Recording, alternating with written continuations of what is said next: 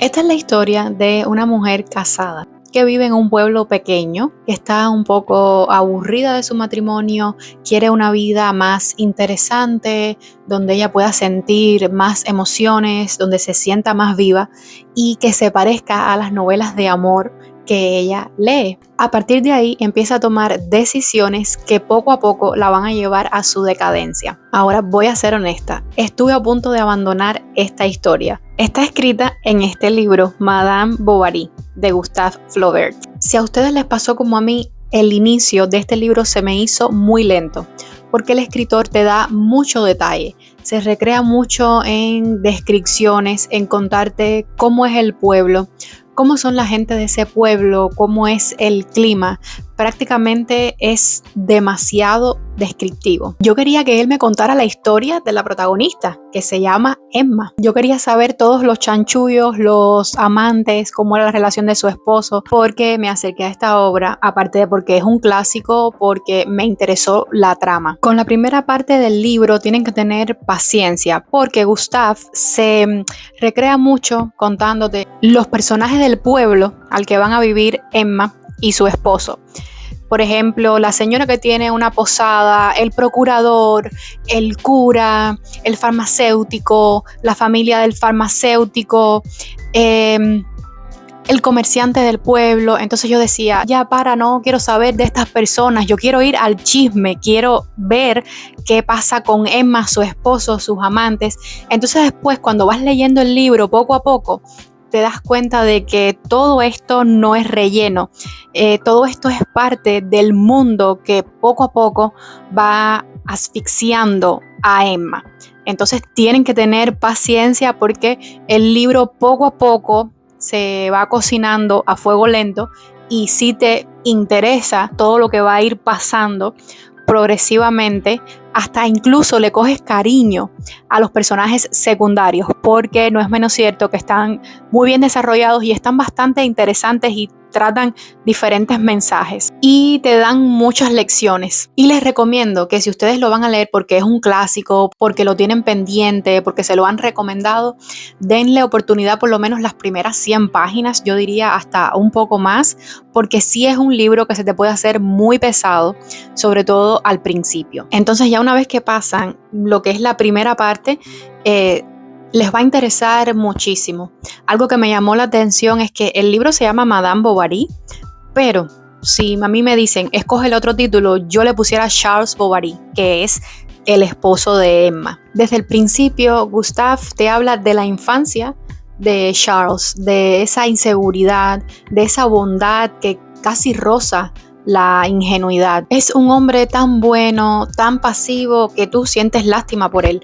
Te da pena que él sea así. Y lo que más te duele es cómo él fue capaz de amar tanto a Emma, a pesar de muchas cosas de las que se enteró después, no era capaz de verla en una luz negativa. Yo pienso que este tipo de adoración que sentía Charles, y cuando tú eres una persona capaz de amar más allá de todo, no creo que sea una fortaleza tuya, más bien creo que es una ceguera emocional. Ahora voy con Emma. Se supone que uno no debe juzgar a los personajes, pero es que yo no pude empatizar con ella en ningún momento.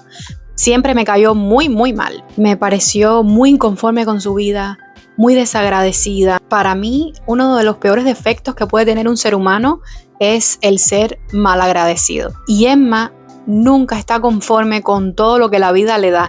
Tiene un esposo excelente, por lo menos con ella, a pesar de que su amor ya rozaba en la ingenuidad. Una cosa que vemos en el libro es como Emma directamente no cae en el adulterio, sino que es un proceso que se va cocinando poco a poco. Primero asiste a un baile en el que queda deslumbrada por ese mundo de la corte, y ya a partir de ahí tú como lector te das cuenta de que quizás no caiga en ese momento Emma, pero sí lo va a hacer después.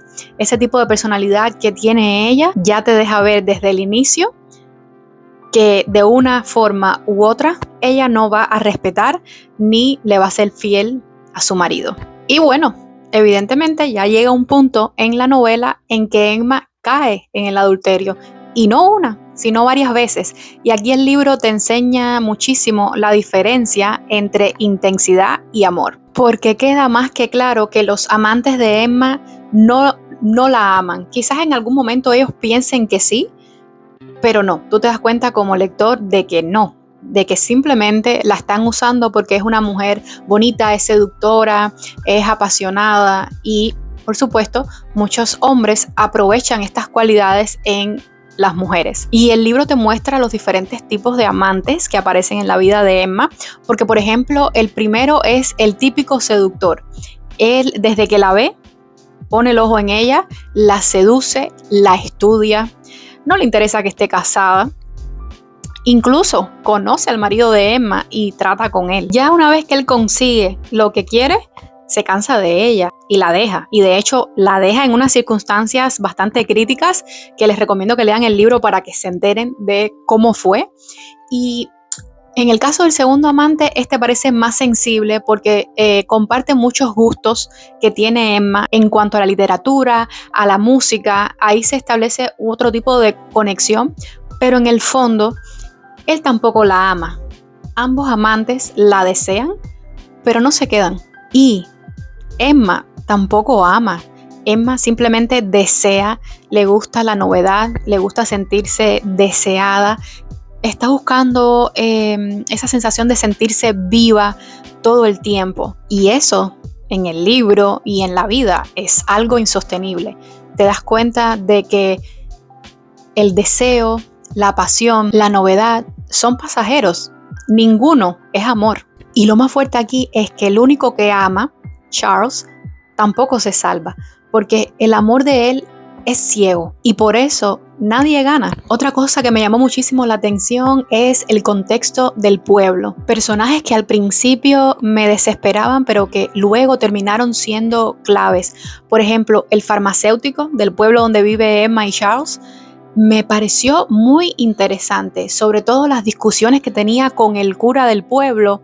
Es una representación de todo el debate que siempre ha existido entre ciencia y religión. Y lo más interesante de esto es que ninguno termina completamente por ser admirable. En el caso del farmacéutico, el señor O'May representa el progreso, pero a la vez es muy arrogante. El cura representa la tradición, pero es limitado. Al final, la vida sigue para todos y eso fue una de las cosas que más me impactaron. Luego de una cosa muy trágica que sucede en el libro, te das cuenta cómo la vida sigue. Todo el mundo saca provecho, todo el mundo sigue adelante y a pesar de lo más triste que te pueda ocurrir, el sol sigue saliendo. La gente se adapta y en el libro no hay justicia emocional.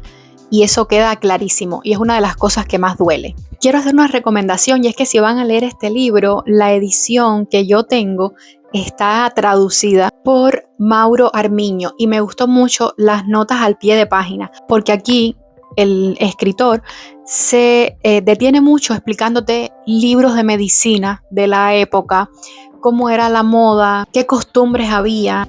Y te ayuda a entender mejor cómo era vivir en la capital y cómo era vivir en un pueblo pequeño como el caso de Emma. Y eso es clave para entender al personaje principal. Porque Emma quiere otra vida. Y Gustave tiene una manera muy particular de contarte esto. Yo diría que la palabra sería sutil.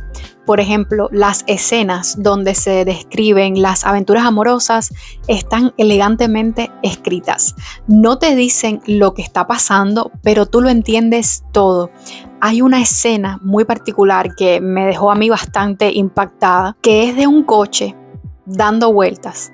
El cochero agotado, la orden constante de continuar y viajar en círculos y en círculos, y tú sabes perfectamente lo que está pasando dentro de ese coche y por qué no se detiene. Esta parte del libro me pareció espectacular y cosas así pasan muchísimo en el libro.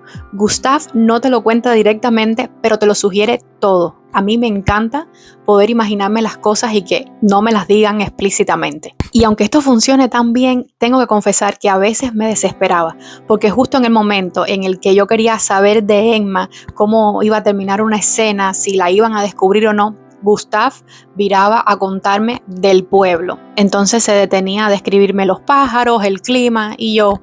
en serio. O me mostraba vecinas desde fuera viendo lo que hacía Emma. Entonces yo decía, ya no me cuentes más nada de eso que no me interesa, quiero ver qué pasa con Emma. Y nada, esto me gustaba a la par que me desesperaba. Creo que esto es una de las mejores experiencias que tienes cuando lees este libro. Y algo muy curioso que me pasó mientras leía este libro es que se me pareció al libro de La Taberna de Émile Zola, que se los he recomendado en este canal. Un librazo, tienen que leerlo. Y aunque Gustave escribe de una manera más elegante, sí te cuenta una realidad muy cruda. Lo que le pasa a Emma es algo parecido o similar a lo que le pasó a Gervais, y es que te cuenta cómo todo comienza con una insatisfacción y termina en una decadencia moral, económica, personal. Y eso es algo muy del escritor Émile Zola. Aunque este último te lo cuenta de una manera más cruda, más brutal, Gustave lo hace con más elegancia, pero igual el mensaje es devastador. Y el final de este libro es bastante triste, es muy duro de leer, es crudo. De hecho, hay una escena de un velorio desde que fallece una persona hasta cómo la preparan y todo ese proceso de sacarla de la casa para trasladarla al cementerio, que sí me sacó las lágrimas, porque de la manera que está descrito conecté muchísimo con vivencias mías de la infancia, de lo que era asistir al velorio de una persona, el ambiente que se vive en ese momento, los rostros de las personas, lo que expresan.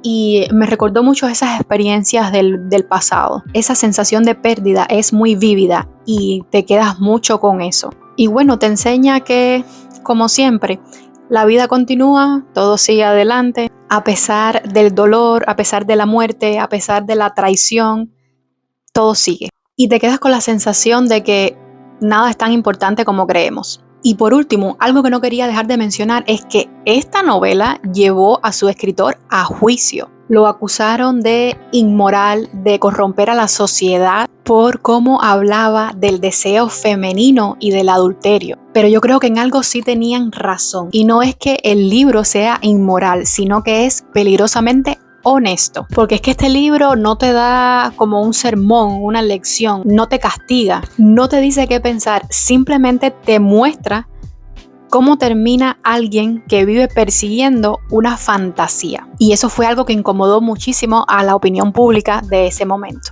Y ahora, díganme ustedes, ¿lograron empatizar con Emma? ¿O también te desesperó tanto como a mí? Recuerden que si les gusta este tipo de contenido, de películas, libros, series televisivas, emociones fuertes, los invito a suscribirse a mi canal. Mi nombre es Flavia, esto es Pasando Páginas y espero verte muy pronto por aquí. Que tengas lindo día. Bye bye.